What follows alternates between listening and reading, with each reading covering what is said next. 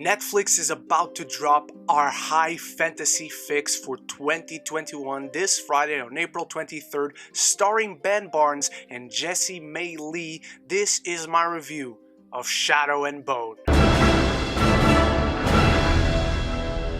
Set in a war-torn world, the dark forces conspire against orphan mapmaker Alina Starkov when she unleashes an extraordinary power that could change the fate of humanity.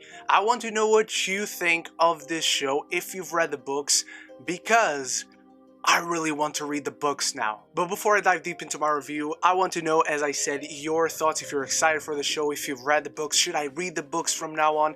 And while you're down there, you start the conversation. That's the most important part. Consider clicking the subscribe button. If you're new to the channel, you want to see more content from me, whether it be trailer reactions, movie reviews, TV show reviews, anime reviews, does wonders to get the content out there, and you'd really be supporting me. So as I already kind of alluded to, I went into this show basically blind. I knew it was fantasy. I knew it was based on these very famous books, but I knew nothing about the story. And from the first episode, I was tremendously impressed. This show has marvelous world building. It is so important that a story immerses you into this world, and from the get-go, this show has that going for it. It has an intriguing premise, likable characters, great lore that is interesting to explore and to go deeper into, which this show does, but from that first episode, it immediately hooks you. And the show tells its story with a lot of intrigue and suspense. There's a lot of mystery going back 1,000 years into the past, and how the world came to be this way, and where our characters started, how did they get to this place, what is going to be their impact on the story. The show establishes that so well. The first episode truly mesmerized me. It looks beautiful as well. The whole show is shot immaculately. I love the cinematography. The visual effects are fantastic. I love the production and the costume design as well.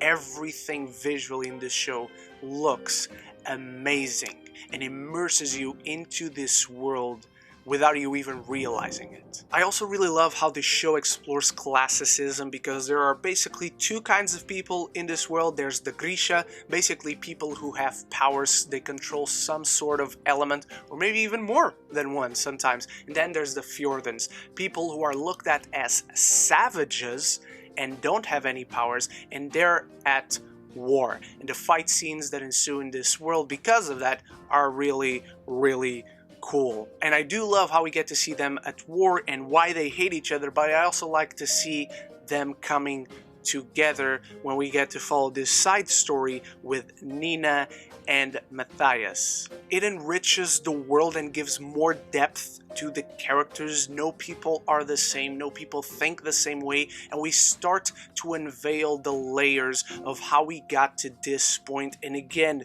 that goes into our world building, which is so tremendously good in this show. It's mind-boggling. And as I said as well, I am a sucker for fantasy, especially high fantasy. I love these stories set in these weird worlds with magic and powers and lots of lore to it that makes me want to explore it and get to live this adventure with our characters. Speaking of characters, Jessie Lee May, this is my first time seeing her. She plays our main character, Alina Starkov. She is sensational. She is so good at leading this show. She can carry this entire thing on her back, and I love what she has to go through in this show. It does the standard thing of right away pulling our main character from a normal world that she knows into this spectacular world filled with unknown things that she must understand and grow to fulfill her true potential, and it all depends on her. And I loved following her through this journey, through her losses, through her wins. And the show makes it really tough on her to overcome these difficulties and harness this power that needs to be harnessed so she can possibly maybe save the world. She is super likable, she's resourceful, she's clever, she's got the feistiness to it, she doesn't back down, and she tries to help others. There's an extreme altruistic quality to her that I really enjoyed, and it pulled me towards being on her side and rooting for her. Ben Barnes is in this show and he plays an awesome role. He is my favorite character. He's the man that basically recruits Alina and brings her into the royal palace to train her and make her harness this power, so maybe she can help everyone destroy the Fold, this big wall of black fog that divides two parts of the world that find themselves at war. And I really love him in this role. I feel he's an extremely underrated actor, and this character has a lot of mystery and intrigue to him as well. He comes across as this really cool guy, but he also has that edge to him. The biggest show stealers in terms of characters is this team of three people, Kaz, Jesper, and Inej. They're known as the Crows, and their part in this show is so freaking cool. It feels like a Sherlock Holmes type troupe going into investigation and into their own mission there is on a side, but connects very well to our main story. From what I've read, they're apparently from these spin-off books that, from what I know, do not connect entirely to the main story, but I really love their integration in this show. I really love the relationship between these two. There is a friendship to it, but there's also a working relationship, specifically to Kaz and Inej. There's this kind of relationship where he's the boss, but he knows she can kill him anytime she wants, and how it grows throughout the show is extremely satisfying to witness and to follow these characters just to have that resolution. The show treats its entire story as this big mystery that bit by bit is going to be revealed to us and to the characters, and that really works in its favor for the most part. The show finds these really interesting ways to lure you in and to hook you, whether it's through character relationships where someone is looking for someone else, or how they are related to this war or to the Fold and to the past, and what is revealed throughout the show and how it then changes your perception of events you've already seen is extremely well done. One of the people involved in this show is Eric Heiserer, and he's an amazing writer. He's done some of the best films in the past few years, and he's really good at dealing with lore and world building. And again, that is one of the biggest hooks this show has going for it. One of the best things the show does in general with this story is that not only does it have a phenomenal start that immediately hooks you, great development with its characters and its world, but it leaves you wanting more with an extremely satisfying ending that not only closes out the story you have been following in this one season, but it propels our most important characters into the directions they will go in a season 2.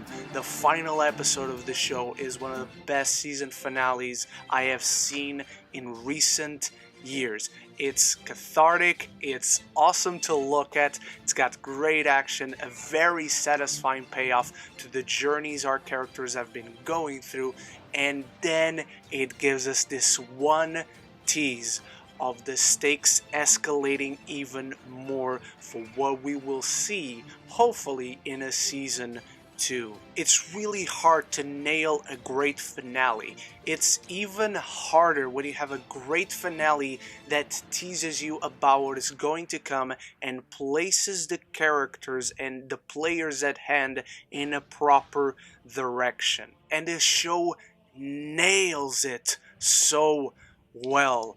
I cannot emphasize this enough. From the beginning, this show impressed me in almost every single regard. There are a few issues with the show in the long run, however, because there are so many characters and there's so much intrigue put into the show and how the story is told.